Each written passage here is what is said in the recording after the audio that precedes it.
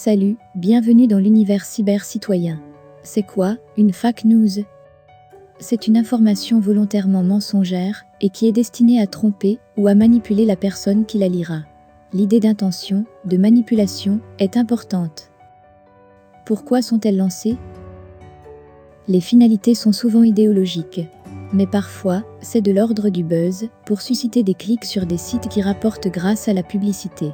Le plus souvent, ces messages sont bien élaborés et précis, incitant par exemple à la haine tribale, propos xénophobes, à caractère séparatiste, discours racistes ou sexistes.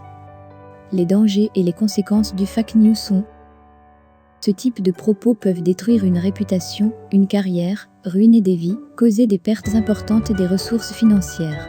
Sur le plan gouvernemental, les conséquences peuvent être néfastes, en détruisant le prestige économique d'un pays, encourager la violence et division dans un État, ou dans le pire des cas, occasionner des pertes en vie humaine.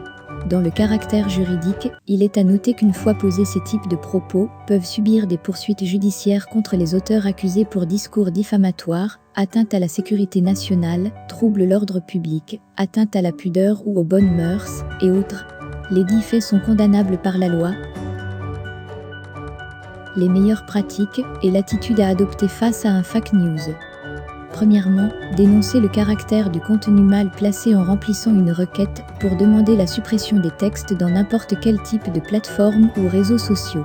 Deuxièmement, demander à l'auteur de ce type de contenu de les retirer ou carrément les supprimer aussi. Il faut toujours prendre 2 minutes avant de relayer l'information pour ne pas être débordé par l'émotion. Il faut douter de ses réactions instinctives, surtout quand c'est trop beau ou trop moche pour être vrai. Il faut également s'interroger sur la source, surtout si l'information est surprenante, en allant chercher des informations concordantes sur des sites qu'on connaît bien.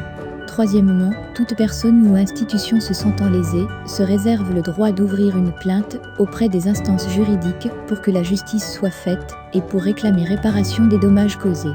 Alors, avez-vous compris la leçon? Rendez-vous au prochain numéro, Yokola. Et visitez notre plateforme web www.yokola.org pour en savoir plus. Merci. Yokola, l'univers cyber-citoyen.